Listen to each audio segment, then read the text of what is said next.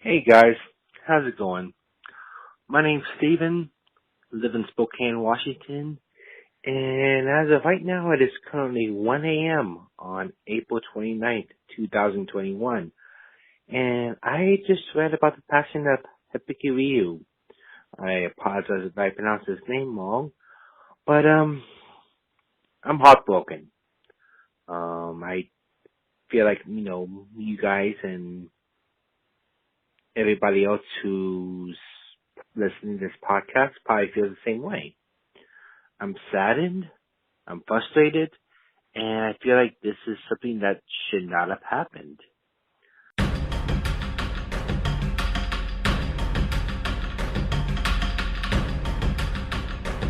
Welcome to Grand Sumo Breakdown, the unofficial sumo podcast for official sumo fans.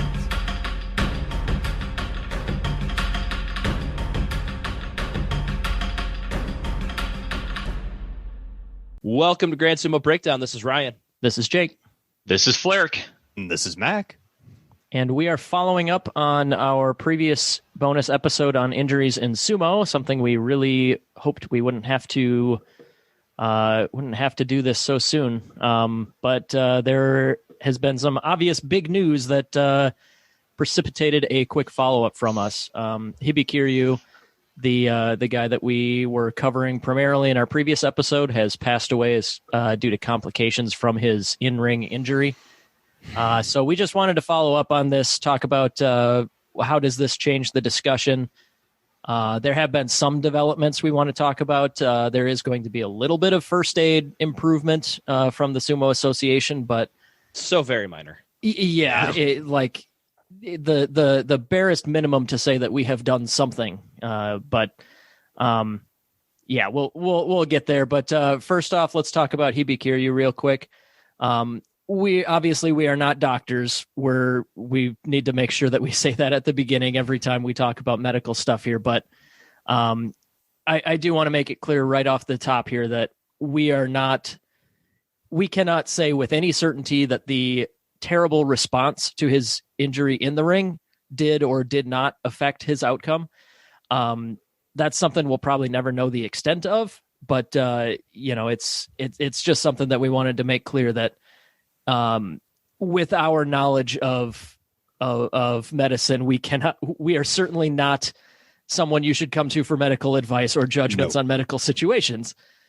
But that doesn't mean that their response was okay. If it's true, if it could be determined that he would have passed away regardless of that terrible response, that doesn't make the response okay. No, that's like basically the thesis statement here that I wanted to make clear at the beginning. Terrible, terrible response. No less pathetic and embarrassing than we have talked about it in the past. But, we can't say for certain what impact it had on the outcome. Mm-hmm. But yeah, so there's a lot of news out there. There's a lot of tributes. There's a lot of discussion on sumo forums, on Reddit. How does this change the conversation compared to before when he was paralyzed but alive, And I think in short, it means that the can cannot be kicked down the road any further than it already was being kicked, in my opinion.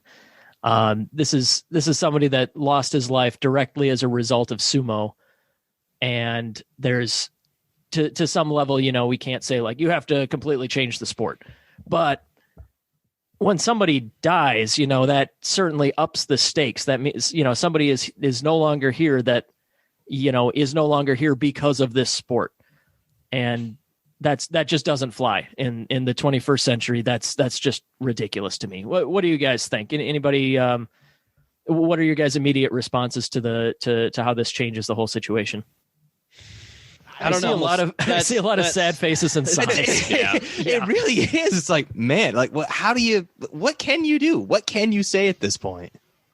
I mean, the difference between somebody that could be permanently paralyzed for the rest of their life and actually dying, I think that's a very huge step. And obviously this is a guy that was put into the care of his oyakata and the Sumo Association. Basically, these guys are basically raised by these people. And I'm trying to look up when he joined Sumo. It looks like 2011. He was born 1993. So he joined when he was 18 years old and was basically put into the care. He never made it to the salaried rank. So he is still always viewed as a child in their eyes. And for somebody that is under your care and protection to have died, that means that to me that you need to be looking very far inward to see how you could let somebody that is, for all intents and purposes, and not really, but kind of your child, you take care of them. And he's your charge. Yeah. This is a failure on your part that he passed away like this. Obviously, yes, it's a freak accident, and maybe it didn't change because of the poor response. And I think they know that it was a poor response based on some reactions that I've heard, I think in some videos that we'll reference later, but it sounds like they know it was a poor reaction. But yeah, I think it just completely changes everything when somebody has died and you're their caretaker. Responsibility needs to be taken there, and I think changes need to be made to make sure that it doesn't happen again, because you're telling these parents, like, we're going to take good care of your child. We're going to try to do everything we can to make sure they live a great life and can do everything that they can. And you're lying to those parents because somebody's died and you could have done something to prevent it, but you didn't. And now you have to change. Mm-hmm. One thing that came up in discussions and videos that I've seen is training people to land on their head so they don't put their hand down first. Yeah. I think that's something I think Chris Sumo noted in his video on the topic here that at least one oyakata is like, I think I don't want to train that anymore. Yeah. And that's like, you know, there was all this talk about like, oh, it's a freak accident. You couldn't prevent it. So like we have to discuss what happens after, not what leads to it. Mm-hmm. Because there's so many things about how this injury could have been prevented that would just uproot how sumo works. You know, like things about making it a softer landing or changing the rules such that like, you know, maybe there's one thing about like changing the rules such that the dead body rule applies differently. You know, maybe expand what that can entail. You know, if you're going to put your hand down to protect your head, you know, maybe they look at that differently than they do now or something. That's what I was thinking. I think that would be a good rule that should be looked at again. It's like, okay, are you really in the dead body form, or are you just trying to protect yourself? I mean, no different than when Ichinoja, we see him giving up. That's so that he can prevent himself from falling out of the ring. Well, now if we look at the same kind of deal here, where it's like, all right, are you bracing yourself? Are you still in the power position? I think that can get revamped to hopefully help, you know, for future incidents like this. Or at least just change the discussions, change the priorities, change the thought process of a rikishi who's about to land on his head. Exactly. Yeah.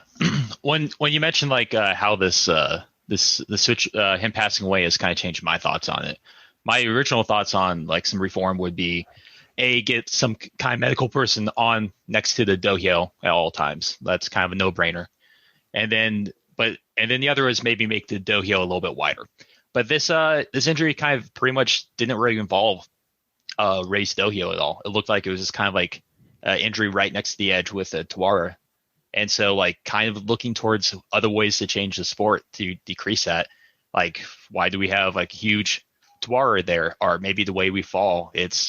I don't necessarily have an answer for that, but I think like the changes where I was thinking beforehand, I don't think they are personally enough. Maybe we should look into doing some more stuff to kind of change some stuff. Really escalates it from like hey, this is a big deal, we should talk about this, to somebody's dead now and we need to like escalate this, and it needs to stop being like, the action that we've seen from the Sumo Association so far is incredibly predictable. You know, a lot of hemming and hawing, and at the very least there's been there's been announcements that we're going to start doing some first aid classes of some sort. I don't know exactly who that entails. Like, is that every single person? Does anybody know? on that one? I saw a few more details from @sumo_follower on Twitter. So it is going to be the Shimpan department, the guard duty Oyakata, the guys that are in the blue jackets, blue jackets, and related employees. So Yobidashi. That could be a very wide net of who that captures. Yeah. Gotcha. But not the active wrestlers? Sorry. Yeah, and I don't think it needs to be the active wrestlers. Yeah. I don't think it should be the active wrestlers. Yeah. Sorry, go ahead, Flark.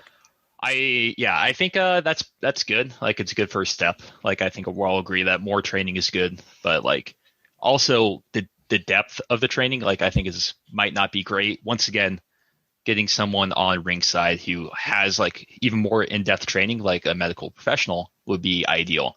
But, you know, having some people who know, like, oh, that looked like a possible neck injury, let's not move them while the person is going to be walking up next. Yeah, so the tweet that Sumo Follower sent out described it as a short course in doyo-related injuries and how to deal with them quickly. I don't like that it's a short course. Yeah, that gives me pause. Basically, you could be training the four of us, have like a 1-day seminar on, okay, this is what you do in a concussion situation. This is what you do if somebody's not moving. This is what you do if somebody hurt their leg. This is what you do in all of these other situations. A 1-day course, when the situation might not arise for a few months, is basically useless unless you are putting into effect some other policies where you're reinforcing that training over and over again to make sure that you're that you know what you're doing, that everybody knows what they're doing, and that maybe you run rehearsals. If something happens, you do some drills and figure out, okay, how do we get these guys out here? Yeah, I would say I think like short course is probably pretty standard for people who like where it's not actually their area of expertise. Like to give some context, training. Yeah, to give some context, I am a coach for Ultimate Frisbee. And in order to get to be certified to coach, I actually have to take like an hour and a half, like safe sport, which covers like concussions, what to do about bullying, hazing, which is probably not something Sumo. Well, they do care about, I would say, but I guess they do get trained about. But the point being is like it's a short course on kind of know what to recognize and when to take the next step to escalate it to a medical professional. And so I think that is a good base, you know, and like they have refresher courses like every year or so I have to take, and hopefully they do something similar in Sumo, but they have to have that next point of escalation and have it be timely. Because like we're not calling for every person in the association to be like fully EMT certified or anything like that, but we desperately need people. Ryan, you mentioned like doing drills. Like to me, what really needs to be at the top of the list is put somebody in charge, have somebody there to like take control of the situation and have enough knowledge to at least stabilize wrestlers until the professionals can get there. Mm-hmm. We've had so many stupid, just pathetic excuses for why they don't want ringside doctors there at all times. But assuming that is for whatever stupid reason off the table, like having somebody that can at the very least make it clear that, you know, we are handling this, we care about the wrestler, and we're going to make sure everything is okay for a couple minutes until the doctor can get here. You know, like that's all like absolute bare minimum type stuff. And I hope that that's part of that training is putting somebody in charge so that they can handle the situation for the short term. Yeah, so a quote from Shibatayama Oyakata said, we had cases of concussion, neck injury, people going wobbly after a single harite. We need to know what to do in each of those many cases. In the case of Hibikiryu's neck injury, we need to know whether moving the rikishi is okay or not, and that is what this workshop is about, which is good that they're doing it now, but it's so very concerning but that they didn't know if it was okay to move somebody that was paralyzed or not. Dude, like who what thinks else that? Don't they know right now? Seriously. Dude, that's like step number 2 in like any first aid training is like, first, find out how to get somebody who knows what they're doing here, ASAP. And second, don't friggin' move somebody who's got a neck injury. Like that's like the number one thing that I've had drilled into my head with any training that I've ever had. Mm-hmm. Leave them be. keep them there, keep them conscious, but do not move them. Yeah. And also slight concern that apparently from the neck down, just suck it up, get over it. they don't seem to care about any lower body injuries or how to properly care for those to not further aggravate the injury in either stepping up the dohyo to do your bow or getting off the dohyo or getting to the giant wheelchair properly. Would like to see that scope expanded a little bit, but it's a these rickshaw are gladiators. They want to have they want to be able to go up and bow. Yeah. And I think that's just a difference in mindset between their culture and our culture and how they kind of view these things. And once again, it is a religious thing, and we don't know about that religion. And so it's hard for us to say how that takes into account how these people are treated. I agree that excuse only goes so far, though, when it gets to the point where like it's super obvious exactly what should have been done in a situation like this. But yeah, in essence, I know what you mean. I agree with you there. For me, like the thing that here's a quote that really makes me angry. This is per Chris Sumo's video. We haven't necessarily found other sources on it, but a coach said, "Of course, lives are worth saving, but this kind of case happens once in several decades, if at all. And these doctors might be sitting here for an entire year and have nothing to do. So why don't we focus on getting our existing doctors here faster?" I don't know about Bull, you guys. I say. Bull. That makes me so mad because first off, have them sitting there for an entire year and nothing to do. Tough. Well, that's not even the case. How many different injuries have we showcased over the past year that just having a doctor there could help out? It's not like you only need the doctor there in case somebody is about to die. Doctors do a lot more than just save people that are in imminent life-threatening danger. You can, like we said, anything below the neck, doctors still do that stuff. Yes. Yeah. Every doctor I've met personally, so I mean, this is only anecdotal evidence. Most of them work on people who are alive. and plans and seem to be like they will be alive for years to come. Exactly. That's kind of the point of doctory. Yes.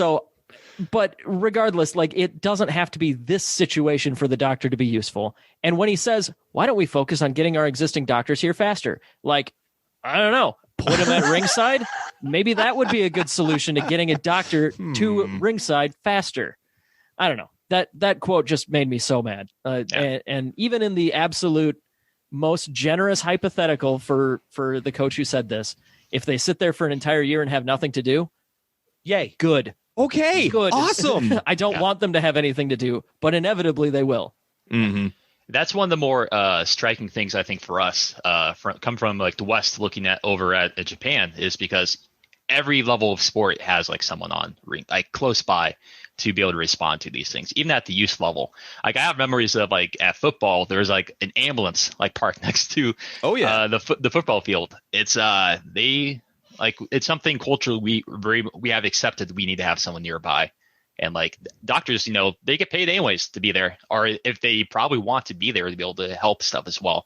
So you don't necessarily become a doctor if you don't want to help people who are hurt and need your help, right? Mm-hmm.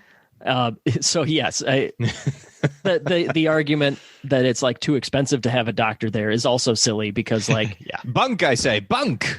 They're Sumo makes money. You can afford to pay for a couple doctors, trainers. And if you can't afford to have somebody there to keep your wrestlers healthy and alive, then your business model is wrong. Right. Like then you don't. It's like the minimum wage debate. Like if you can't pay minimum wage, then that's not a problem with the minimum wage. That's a problem with how the money that you are making. That is, So like it's an issue where like if you can't afford to run the bare minimum, which they are running below the bare minimum, in our opinion, as we are saying right now, then that business model doesn't work.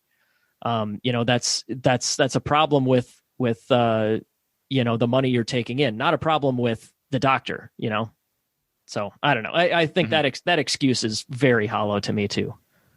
But I know that we're all just kind of preaching to the choir here. On we are all on the same page that maybe we should try to keep our wrestlers alive and healthy. Just a little bit, just a little. So why don't we talk about like why don't we focus on what we do from here, what is happening from here? We talked a little bit about the first aid classes, but Ryan, it looks like you added some notes on the specifics. Yeah, and I think I already went over everything that I knew about those. One thing that the other thing that I think is interesting is that the classes were not occurring because of the Hibikiryu incident. They're actually planned beforehand due to the Shonan no Umi concussion incident that happened a few months ago. So I did find that that's good. Yeah, so it's been a plan for a while. Hopefully, the Hibikiryu incident just gives them more things to talk about, more urgency, and more reason to pay attention and get it right. One thing that I want to shout out Chris Sumo's video one more time because I thought this was... And this video by Chris Sumo, sorry to interrupt, we did tweet it out earlier this morning so that if anybody's interested in what we're referring to, you can go and watch it. It's about 12 minutes long. He goes into a lot about what he believes the societal reasons that kind of led to this. We don't want to comment on that. We're not there. We don't know. But it is a very interesting listen. Insightful. One man's insightful opinion on some things that led to it. Right, for sure. One of the things, the specific detail I was going to bring up here, though, was when they announced that they were going to be doing first aid classes, they announced that after Hibikiryu's after his match where he was paralyzed, but I can't remember if this was before or after he passed away. But I think I saw it. I'll do some digging real quick. Yeah, but it was roughly the same time. But the point that Chris Sumo brought up was they could have just said we're doing classes and then shut up and just let that be the news. But instead they're like, oh no, this is not Hibikiryu. This is because of Shonan no Umi. You know, we were already going to do this, which just makes it that much more tone deaf of like, you know, maybe if you're going to mention that, also mention that Hibikiryu is, you know, another factor in this. But yeah, according to the thesis statement that Chris Sumo puts out there, like the societal reasons that it can't be the system, it must be due to individuals. Like that idea kind of colors my opinion of what they said. You know, regarding Shonan no Umi, it's nothing to do with Hibikiryu. No, couldn't have it. That was just bad luck. You know, like things like that. Just I don't know, but. Regardless, I would recommend that video. I thought it was insightful. But yeah, it's there's a lot on there that we don't know enough to say for certain we endorse or not. But, you know, I thought it was a really fun one to watch. Yeah. And just for clarification, at least in my Twitter newsfeed, the news about the doyo-related injuries course that they're doing came out the day after the announcement of Hibikiryu's death. Okay. It could have been that forced their hand to make sure that they made the announcement. I don't know. That possibly, also very possibly not, because we know that optics are not particularly important to Sumo Association announcements. Yeah. So let's the other thing that's going on right now that we would recommend you take a look at is we've got a GoFundMe put together by the Campaign for NSK Injury Protocol account on Twitter. Just search for that. We've also retweeted it. You can find it on our feed. But there's an effort to raise some money for Hibikiryu's family. It's GoFundMe, so you know it's traceable, auditable. Yeah, I said that right. Yep, got it. So you know the money's going where we're saying it's going. But it's intended for Hibikiryu's family. I did not know this until I read the details on the GoFundMe, but Hibikiryu was 28 years old and an only child. So that, it makes it just that much more devastating to hear. But regardless, they set a goal of £1,000 to raise for his family. Already surpassed that. But that doesn't mean that if it's something that is as important to you as it is to us, you know, throw a few yen their way and help out a little bit. Doesn't you know? Obviously, it's not solving all of the systemic issues we're talking about, but it's if it's something that would help that family and also help as a international sumo fan, it's one of the few things that we have the ability to do right now. So go check that out if you are interested at all. They also, the Campaign for NSK Injury Protocol. I would recommend following that account as well, Twitter and on Facebook. They've been posting news and updates, and I believe we mentioned it in our previous installment of this series, which I wish that it wasn't a series. I wish that was a one-off episode. But I believe we mentioned back then that they had also sent an open letter regarding injury protocol with input from an actual doctor, as opposed to 4 Midwestern podcast hosts who are not doctors. But anybody else have something they want to add to the GoFundMe, to the action we got going forward? I don't have anything related to those. I think main thing I want to add is I don't want it to get lost that Hibikiryu, a life was lost, and it was Hibikiryu Mitsuki. His birth name was Amano Mitsuki. I mean, he joined Sumo when he's 18 years old. I wish we had more information to give to people about this guy, what he was like, what his personality was. Unfortunately, position we are in, the position he was in, I mean, he wasn't making news and people weren't following him to get to know him. But I don't want it to be kind of lost that we're talking around the circumstances of what happened to him and not really talking about him. I just want it to be known we wish we could say more about him, but unfortunately we don't know anything too much about Hibikiryu, the person. Did see that apparently his voice was featured on the Sumo documentary Sumo Do, all in Japanese. I don't think there's any English subtitles for it, but you can hear from him a little bit in that movie. He was a member of the Sakagawa Bea, made it to a career high of Sandanme 24.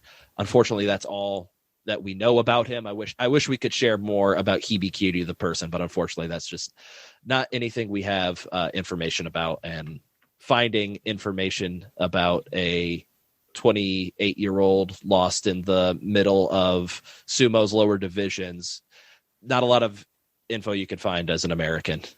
Yeah, and I mean that's part of the point of Sumo. Part of their priorities is, you have hundreds of wrestlers here and we're all fairly uniform, until you get to the Sekitori ranks, you're not really there's no real individuality to it. Mm-hmm. So it's just picking a lower division wrestler out of a hat. It's very difficult to find anything that about them. So yeah, I agree completely. I wish we had more that we could say about him. The Sakagawa Bea that he was a part of is also Myogiryu and Sadano Umi's Bea, Heya. So hopefully, hopefully those two guys are access to more information about Hibikiryu personally. I don't think I've seen any statements or anything from the two, but it's also doesn't mean they're not out there. Doesn't mean they're not out there. We're dealing with the barrier we always are, where English language we have so much less, and also the fact that those guys don't have social media accounts. Thanks again, Abi. Jerk.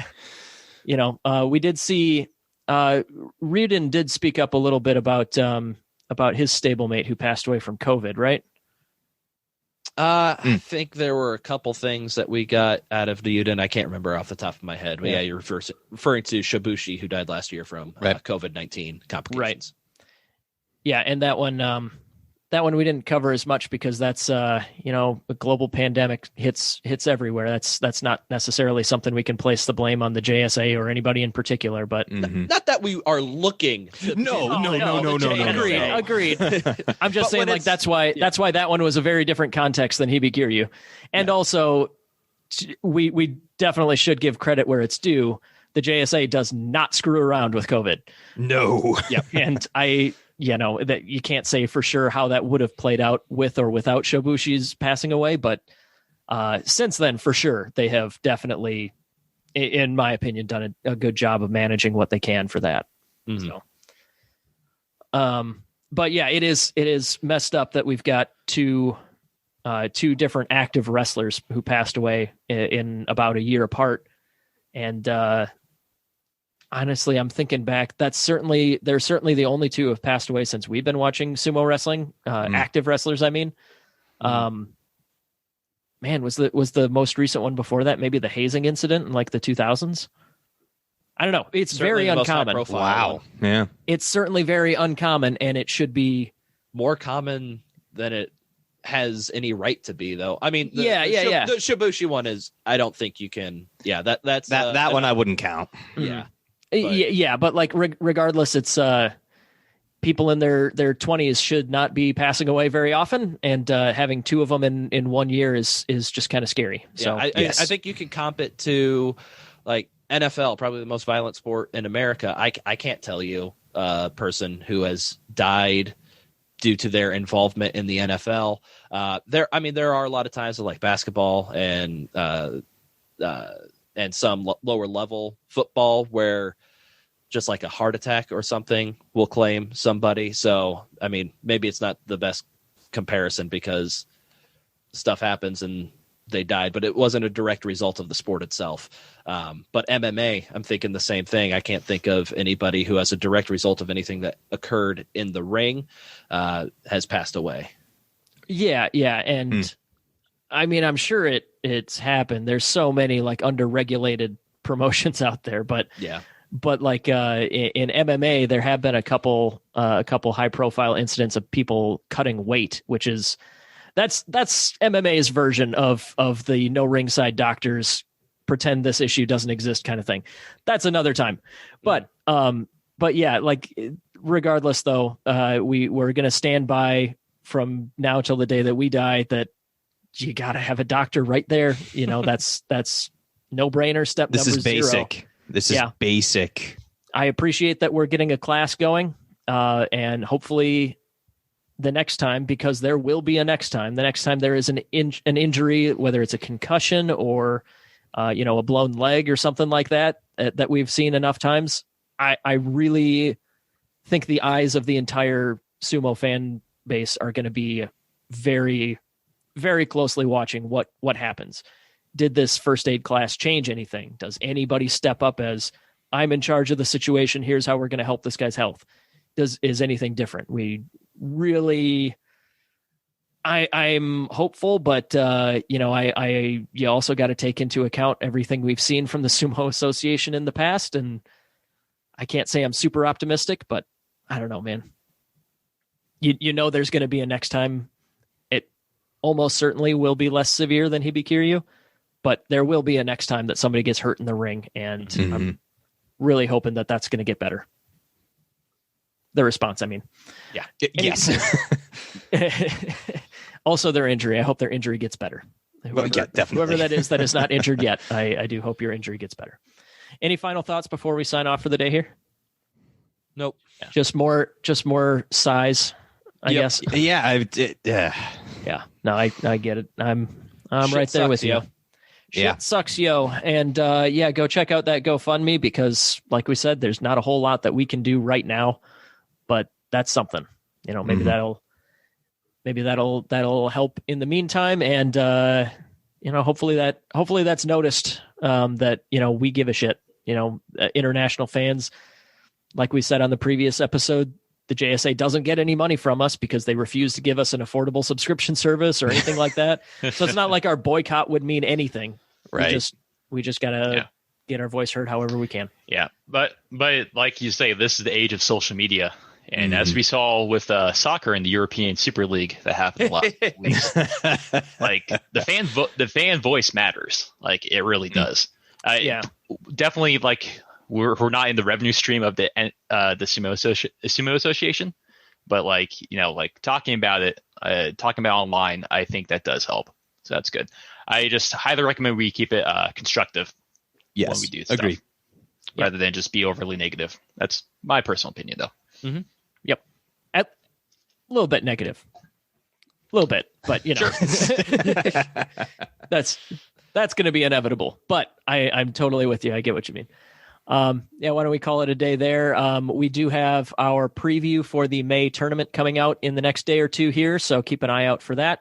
And that will be largely free of any talk of the Hibikiryu incident. If you want to hear about it, listen to this podcast. We don't now that we're at the end and you already have. Yes. Well, I'm gonna say it again. You did a good job, episode. Listeners. You did a good job, listeners. Good job making it to the end. That's and a good listening point. through our floundering at the end of the episode that always happens. Yeah. Well, go on. No, we'll bring it up there. Yeah, like Ryan said, this one will be coming out sooner. But we're doing this so that preview episode is not just talking about Hibikiryu. It's we do know that you watch sumo because you like sumo, and we're going to talk about that on the preview. We're going to preview the sumo. That's what we're here for, obviously. But we weren't gonna not talk about Hibikiryu. We wanted to do our best to talk about what we think should happen, what we think has happened, what we should do going forward. And like Ryan said, as much as we possibly can, make sure that it's about the guy. He's the one who's suffered for this. So anything we have to share about him, I would encourage anybody to get that out there. I do think I saw somebody on Reddit posted a picture that Hibikiryu was just the guy they happened to be able to meet when they were going to see sumo. So that was, yeah. But there is or maybe that was Twitter. I'm not sure. But if you ever got to meet Hibikiryu, if you have anything that you know about him, make sure that gets out there. Let's remember the guy as much as we can for who he was. And hopefully we can look back on this incident in the future as something that helped to encourage some change. So with that, Ryan, why don't you take it away? Let's do our sign-off deal. Yeah. So if you enjoy this podcast, not the topic of the podcast, but the podcast itself, you can leave us a 5-star review on Apple Podcasts or your favorite podcast listening service. You can find us on social media, Twitter, Facebook, Instagram. Search for Grand Sumo Breakdown. GrandSumoBreakdown.wordpress.com is our blog. Check out Mac's breakdown of a recent American tournament. If you have any questions, comments, or corrections, drop us a line at grandsumobreakdown@gmail.com or give us a call at 805-613-7866. That's 805-613-SUMO. All right. Before we sign off, Fleric, will you be prepared to sing for the preview episode? That is happening in like 24 hours. we will find out come 24 hours. I got plenty of time. Plenty of time to start that. All right. Oh dear. All right. Well, that'll do it. We'll talk to you soon. We'll check out our preview coming out any day now. Yep.